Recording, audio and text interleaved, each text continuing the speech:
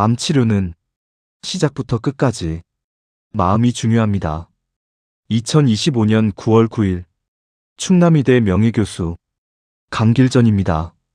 여러분은 암 치료라고 하면 무엇이 가장 중요하다고 생각하십니까? 암 치료에 있어서 수술, 항암제 치료 및 방사선 치료 등 병원 치료가 중요하다고 생각하십니까? 예, 맞습니다. 병원 치료가 중요합니다. 그러나 최근 의사, 환자 그리고 수많은 연구들이 전해주는 사실은 치료의 성패를 가르는 또 하나의 결정적 요소가 있다는 것입니다. 그것은 바로 환자의 신념입니다. 여기서 말하는 환자의 신념이란 담당 의사를 믿는 마음도 포함되고 환자가 받아야 하는 수술이나 처방받은 약을 믿는 마음도 포함되지만 더 중요한 것은 암을 이겨낼 수 있다고 굳게 믿는 환자의 마음을 말합니다. 신념이 중요한 이유는 환자의 신념에 의해서 몸이 그에 따라서 반응하기 때문입니다. 암 환자에서 신념 다음으로 중요한 것은 암을 진단받는 순간부터 치료 과정에서 부딪히는 수많은 마음의 고통 스트레스라고 하겠습니다. 어떻게 그때 잘 해결할 것인가 하는 문제입니다. 암 환자가 치료 과정에서 겪는 스트레스는 마음의 고통을 주기 때문에 해결해야겠지만 더 중요한 것은 이러한 스트레스가 면역력을 억제하기 때문에 반드시 해결해야 하는 것입니다. 그래서 본 발표에서 암 환자의 마음의 중요성에 대하여 다음과 같은 내용으로 말씀드리려고 합니다. 1. 치료 시작부터 신념을 가져야 합니다. 2. 스트레스를 해결해야 합니다. 3. 부작용에 대하여 약 말고도 마음으로 대처할 수 있어야 합니다. 4. 사랑은 만병통치약이라는 내용입니다. 1. 치료 시작부터 신념을 가져야 합니다. 신념이 중요하다는 사실을 확인하기 위하여 다음과 같은 몇 가지 사례를 먼저 살펴보겠습니다. 환자의 실제 이야기입니다. 1. 손주의 결혼식을 기다린 할머니. 60대 여성 환자가 진행성 유방암 진단을 받았을 때 그녀는 완전히 무너졌습니다. 환자는 어차피 죽을 건데 치료가 무슨 소용이에요라며 포기하려 했습니다. 그런데 손주가 이렇게 말했습니다. 할머니, 제 결혼식에 꼭 와야 해요. 그 말 한마디가 불씨가 되었습니다. 그녀는 다시 치료를 시작했고 매일 거울을 보며 이렇게 말했습니다. 나는 이겨낼 수 있어. 나는 살아남을 거야. 항암 치료의 고통은 컸지만 그녀의 신념은 그 고통보다 더 강했습니다. 결과는 놀라웠습니다. 치료 효과가 눈에 띄게 좋아졌고 손주의 중학교 입학식에 함께할 만큼 건강을 회복했습니다. 마침내 환자는 암이 완쾌되었고 손주의 결혼식에 참석할 수 있었습니다. 2. 그림으로 희망을 표현한 젊은 환자. 30대 젊은 여성이 뼈에 전이된 암으로 통증이 심했습니다. 그녀는 매일 작은 그림을 그렸습니다. 그림 속에는 언제나 파란 하늘과 피어나는 꽃이 있었습니다. 그녀는 말했습니다. 그림 속에 파란 하늘과 피어나는 꽃은 제 미래입니다. 그녀의 병세는 의사들의 예상을 뛰어넘을 정도로 안정되었습니다. 그녀의 믿음은 그림이라는 형태로 표현되었고 그것이 치료의 동력이 되었으며 드디어 암을 이겨냈습니다. 3. 신앙 속에서 힘을 얻은 어머니. 자녀 둘을 키우던 40대 중반의 여성 암 환자였습니다. 항암 부작용으로 머리카락이 모두 빠져나가던 날, 그녀는 거울 앞에서 울다가 이렇게 기도했습니다. 하나님, 제 아이들 곁에 조금만 더 있게 해주세요. 그녀는 매일 간절한 기도를 했고 기도 후에는 일기를 쓰며 감사의 제목을 기록했습니다. 오늘은 아이들이 웃어줘서 감사합니다. 오늘은 밥맛이 조금 돌아와서 감사합니다. 하나님에 대한 믿음이 그녀를 버티게 했고 결국 치료가 끝날 때까지 포기하지 않았습니다. 지금은 완쾌가 되어 아이들과 함께 행복하게 살아가고 있습니다. 신념을 비유해서 말씀드리면 이렇습니다. 신념은 등불과도 같습니다. 깊은 어둠 속에서 등불 하나만 있어도 길을 잃지 않습니다. 암이라는 긴 터널을 지나는 환자에게 신념은 그 불빛입니다. 아무리 작은 불빛이라도 있으면 앞으로 나아갈 수 있습니다. 하지만 그 불빛이 꺼져버리면 아무리 튼튼한 다리와 좋은 길이 있어도 발걸음을 멈출 수밖에 없습니다. 암 치료를 위한 신념 만들기. 암 환자가 가져야 하는 신념의 형식은 일정한 틀이 있는 것이 아니라 각자 생각나는 대로 신념을 만들면 됩니다. 예를 들어보겠습니다.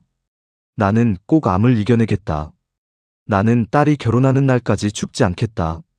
나는 막내 아들이 대학 졸업하는 날까지는 죽지 않겠다.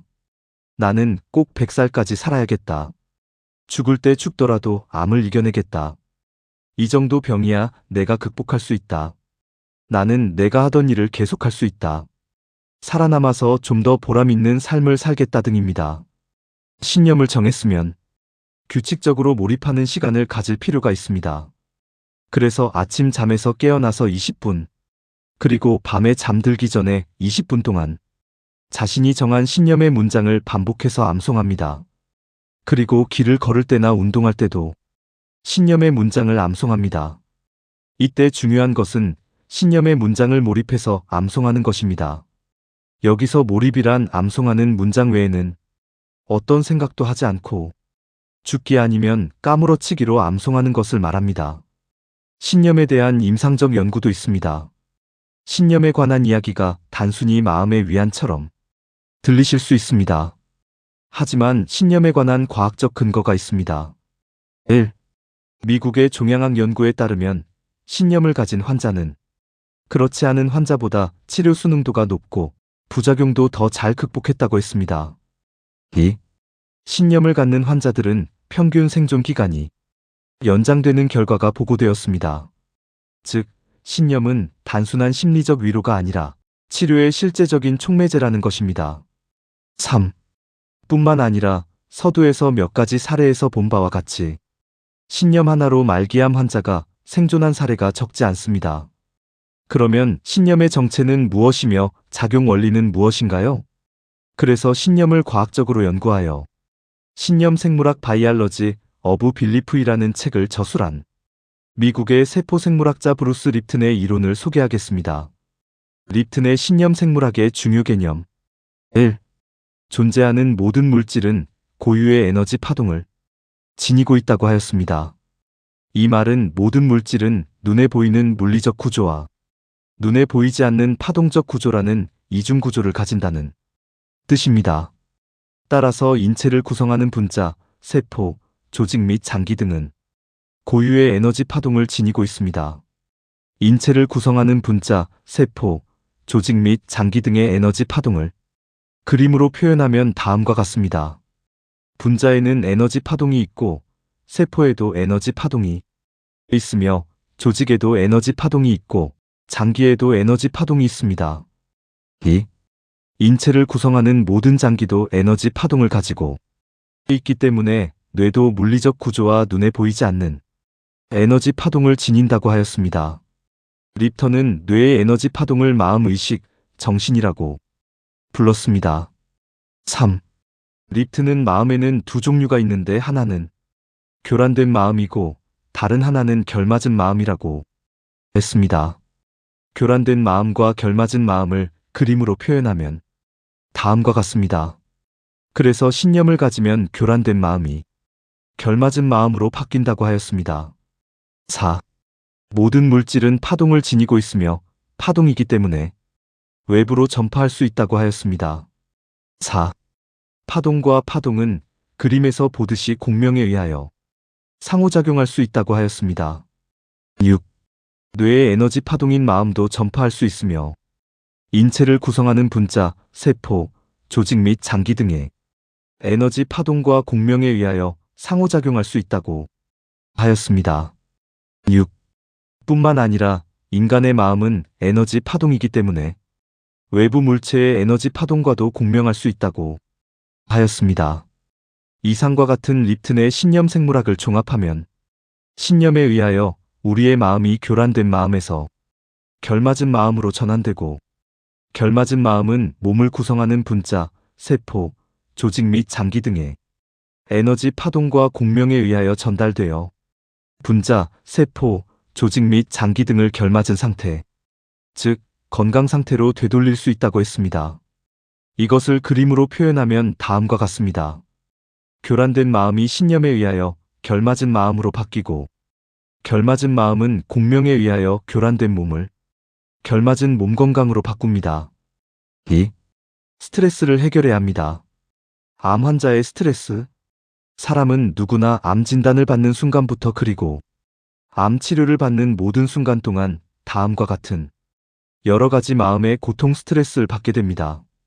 충격, 분노, 슬픔, 증오, 불신, 절망, 우울, 죄책감, 재정 문제에 대한 걱정, 직장 상실에 대한 패배감, 재발에 대한 걱정, 죽음에 대한 공포 등입니다. 심지어 암 치료받고 5년 생존 후에도 재발에 대한 마음의 고통은 여전히 따라다닙니다. 그런데 문제는 암 환자가 받게 되는 스트레스는 그 강도가 너무 크기 때문에 면역 기능을 억제하여 암 치료를 방해하는 요인으로 작용할 뿐만 아니라 스트레스 그 자체가 암을 일으킬 수 있다는 점입니다. 미국의 암 종양학자 칼 사이몬트는 스트레스는 암을 일으킨다고 하였습니다. 스트레스는 대뇌 피지를 거쳐 대뇌 변연계를 거쳐 시상하부를 억제하고 다시 뇌하수체를 억제하며 면역력을 억제하고 내분비 기능을 억제하여 암이 발생한다고 하였습니다. 그래서 암 환자는 암 진단을 받는 순간부터 암의 완전관해라는 판정을 받은 이후에도 그리고 건강하게 살다가 생을 마감하는 날까지 스트레스를 관리하는 방법을 알아야 합니다. 그래서 먼저 스트레스가 생기는 과정을 살펴보겠습니다. 스트레스를 일으키는 다양한 외부 상황이 있습니다만 이러한 스트레스가 진행되는 과정을 자세히 살펴보면 스트레스의 주범은 나라는 사실을 알 수 있습니다. 왜냐하면 스트레스 상황에 대하여 반응하지 않으면 되는데 나가 반응을 했기 때문에 스트레스가 발생했기 때문입니다. 따라서 스트레스의 주범은 외부 상황이 아니라 바로 나인 것입니다. 그래서 슬픈 일이 생겨도 그 순간 거기에 반응하지 않으면 스트레스 반응이 일어나지 않습니다. 두려운 일이 생겨도 그 순간 거기에 반응하지 않으면 스트레스 반응이 일어나지 않습니다. 이와 같이 스트레스가 생기는 원인을 알았기 때문에 그때그때 스트레스 충격, 분노, 슬픔, 증오, 불신, 절망, 우울, 죄책감, 재정 문제에 대한 걱정, 직장 상실에 대한 패배감, 재발에 대한 걱정, 죽음에 대한 공포 등을 순간적으로 제거할 수 있습니다. 순간적으로 스트레스를 제거하는 방법. 다음과 같은 여러 가지 방법 중에서 각자 선호하는 방법을 선택하여 연습하는 것이 좋습니다. 1. 순간적으로 하나님 혹은 부처님을 연호한다든지. 2. 순간적으로 생각을 멈춘다든지. 3. 순간적으로 아름다운 추억을 기억한다든지. 4. 순간적으로 우스운 일을 기억한다든지. 5. 순간적으로 사랑하는 사람의 얼굴을 떠올리면 됩니다. 하여튼 중요한 것은 이미 우리 마음속에는 살아오면서 수많은 스트레스가 쌓여 있는데 여기에다 더 스트레스를 축적하는 일은 없어야겠습니다. 스트레스를 더 쌓지 않고 제거해 나가는 것을 암 치료의 하나라고 생각해야 합니다. 3. 부작용에 대하여 마음으로 대처할 수 있습니다. 암 치료 과정 중에 오심, 구토, 탈모, 식욕저하, 구내염, 손발저림, 통증, 배뇨장애, 피부발진 등의 부작용이 생길 수 있습니다. 이러한 부작용에 대해서 약으로 잘 해결되지 않을 때는 마음으로 대처하는 방법을 알아두어야 합니다. 그것은 우리 몸 안의 자연 치유력을 이용하는 방법입니다. 우리 몸 안에는 자연 치유력이 작동하고 있습니다. 우리 몸 안의 자연 치유력이란 이런 것입니다. 우리 몸에서 하루에 수천 개씩 암세포가 만들어지지만 이를 제거하여 암이 발병하지 않게 하는 것은 자연 치유력입니다. 피부에 가벼운 상처가 났을 때 시간이 지나면 저절로 아무는 것도 바로 자연 치유력입니다. 한쪽 신장의 기능이 없어지면 이를 보완하기 위해 나머지 신장이 비대해지는 것도 자연 치유력입니다. 심지어 자연 치유력에 의하여 신경모세포암, 폐암, 그리고 간암이 치료된 사례도 있습니다. 따라서 자연 치유력은 추상적 개념이 아니라 인체의 구성 요소들이 생명 현상을 스스로 조절하고 유지하는 능력입니다. 그러므로 자연 치유력은 과학입니다. 따라서 자유 치유력을 이용하여 부작용을 대처하는 방법을 알 필요가 있습니다. 물론 치료 중 부작용이 나타날 때 심하면 약 처방으로 해결해야 합니다. 그러나 약으로 해결 안 되는 부작용이 있을 수 있습니다. 이럴 때 마음으로 대처할 필요가 있다는 것입니다. 그 방법은 다음과 같습니다. 그것은 내 몸 안에는 자연 치유력이라는 존재가 있다고 절대적으로 믿고 무조건 그것에 맡기는 것이 전부입니다. 이때 자연 치유력에 이름을 붙이는 것이 편리합니다. 그 이름은 각자 선호하는 이름을 붙이면 됩니다. 스위스의 정신과 의사 칼 융은 피레몽이라는 이름을 붙였고 미국의 암종양학자 칼 사이먼트는 헬퍼라는 이름을 붙였고 미국의 심리학자는 힐러라는 이름을 붙였습니다. 아니면 하나님 혹은 부처님이라고 이름을 붙여도 됩니다. 연자는 주인공이라는 이름을 사용합니다. 예를 들면 저 같은 경우 이렇게 합니다. 복통이 있을 때 주인공, 배 아픈 것 해결해줘. 잠이 안 올 때 주인공, 잠 잘 자게 해줘. 구토가 날 때 주인공, 구토 좀 해결해줘. 설사가 날 때 주인공, 설사 좀 해결해줘. 어지럼증이 있을 때 주인공, 어지럼증 해결해줘. 반복해서 죽기 아니면 까무러치기로 믿고 맡기는 것을 연습하고 경험하다 보면 정말로 신기할 정도로 몸은 반응한다는 사실을 깨닫게 될 것입니다. 왜냐하면 신념은 자연 치유력의 힘을 활성화시키는 능력이 있기 때문입니다. 하여튼 자연 치유력을 죽기 아니면 까무러치기로 믿지 않으면 효과가 나타나지 않는다는 점을 명심하시기 바랍니다. 연자는 이 방법으로 15년 동안 고생하던 편두통을 해결한 경험이 있기 때문에 자신 있게 말씀드리는 것입니다. 4. 사랑은 만병통치약입니다. 좋은 마음의 치유 효과. 사랑, 감사, 기쁨 등과 같은 좋은 마음의 치유 효과에 대하여 말씀드리겠습니다. 먼저 사랑의 감정이 몸에 미치는 영향에 관하여 살펴보겠습니다. 미국의 하트메스 HEARTMATH 연구소는 사랑의 감정을 측정하는 장치를 개발하였습니다. 사람이 분노를 느낄 때 마음의 파동을 보면 그림에서 보듯이 불규칙적인 파동으로 나타납니다.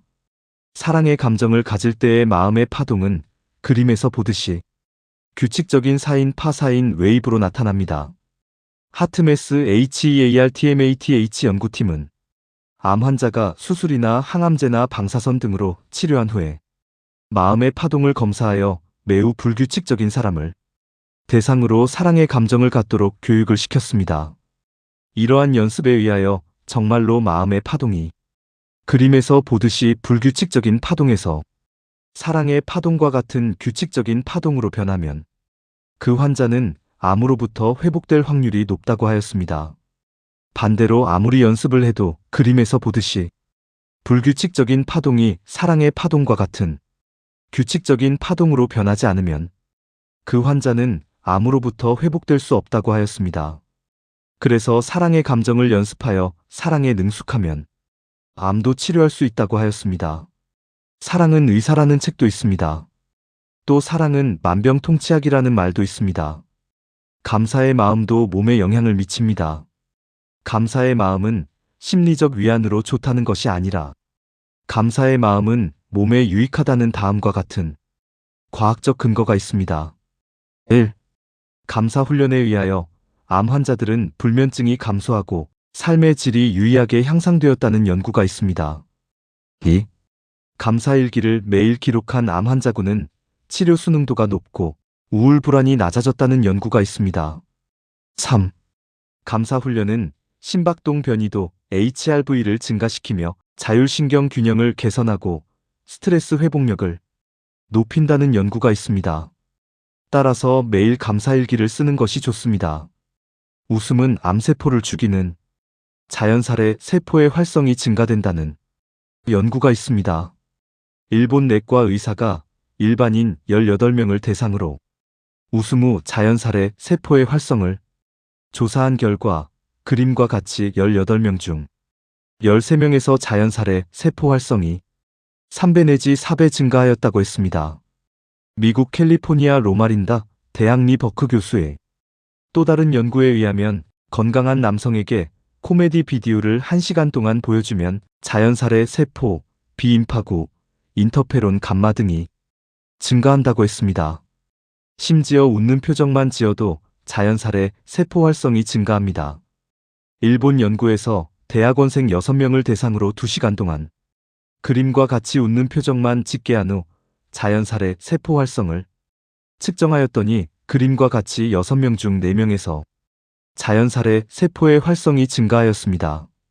미국의 저널리스트 노만 커즌스에 의하면 현대의학에서 치료 방법이 전혀 없는 강직성 척추염에 걸렸는데 입원실에서 TV 코미디 프로그램을 자주 보거나 간호사에게 부탁하여 유머책을 읽어줄 것을 부탁하는 방법으로 기적적으로 강직성 척추염으로부터 회복하였다고 하였습니다.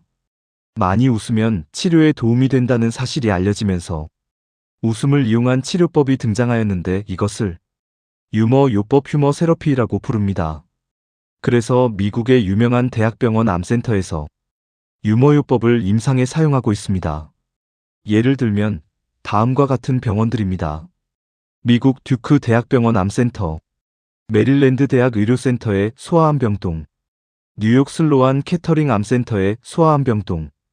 연자는 오늘 병원 치료 이외에 암 환자의 마음가짐이 중요하다는 사실을 중점적으로 말씀을 드렸습니다만 마음 이외에 음식과 운동도 중요하다는 사실을 잊지 마시기 바랍니다.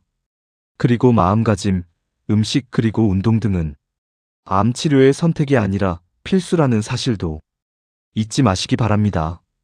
마무리하면서 과거에는 암 진단은 마치 사형 선고처럼 여겼지만 지금은 사정이 많이 달라졌습니다. 우리나라 암 환자의 5년 생존율이 72.9%로 높아졌고 1999년 이래 암 생존자의 수가 260만 명에 육박하고 있습니다. 뿐만 아니라 암세포가 정상세포로 복귀될 수 있다는 연구가 계속 나오고 있습니다. 따라서 암은 심한 독감에 걸린 정도의 겁먹을 필요가 없는 병으로 되어가고 있습니다. 그래서 병원 치료 이외에 마음을 잘 관리하면 암을 이겨낼 수 있을 뿐만 아니라 암에 안 걸린 사람보다 더 오래 살 수 있습니다. 미국의 세포생물학자 브루스 립턴은 우리 몸을 항해하는 배로 비유했고 마음은 그 배의 선장이라고 비유했습니다. 선장 마음이 정신을 차리면 목적지에 안전하게 도달할 수 있는데 선장이 정신을 못 차리면 배는 좌초하거나 목적지에 도달하지도 못할 것이라고 했습니다. 배가 목적지까지 안전하게 도달하기 위해서는 배 몸의 관리도 중요하지만 선장 마음의 역할이 매우 큰 것입니다. 암 환우 여러분들, 유능한 선장이 되시어 다시 목적지까지 안전 운항하시기를 기원합니다. 끝. 경청해 주셔서 감사합니다.